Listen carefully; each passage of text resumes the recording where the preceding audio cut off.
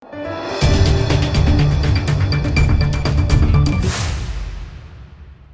દર્શક મિત્રો, આપ જોઈ રહ્યા છો લોકમૈત્રી ન્યૂઝ. હું છું એન્કર અમિતા પટેલ. હવે જોઈએ અગત્યના સમાચાર. વડોદરામાં વડાપ્રધાન મોદીની મુલાકાત સમયે બંદોબસ્તમાં રહેલા હોમગાર્ડનું ઢળી પડ્યા બાદ મોત નીપજ્યું છે. કિશનવાડી વિસ્તારમાં ફરજ બજાવી રહેલા હોમગાર્ડ જવાન નીતેશ ચારિયાનું હાર્ટ એટેકથી મોત થયું છે. ઘટનાને પગલે પરિવારજનોએ હોસ્પિટલમાં ભારે આક્રંદ કર્યો હતો. સાથે પરિવારજનોએ આક્ષેપ કરતા જણાવ્યું કે કિશનવાડીથી છેક સયાજી હોસ્પિટલ લઈ ગયા, નજીકની હોસ્પિટલમાં લઈ ગયા હોત તો બચી જાત. ઉલ્લેખનીય છે કે બે મહિલાને પણ કાર્યક્રમ દરમિયાન બેભાન થતા સયાજી હોસ્પિટલમાં સારવાર હેઠળ ખસેડાય છે. હોમગાર્ડ નીતેશ ચારિયાના લગ્ન થઈ ગયા છે અને 1.5 વર્ષનો પુત્ર પણ છે.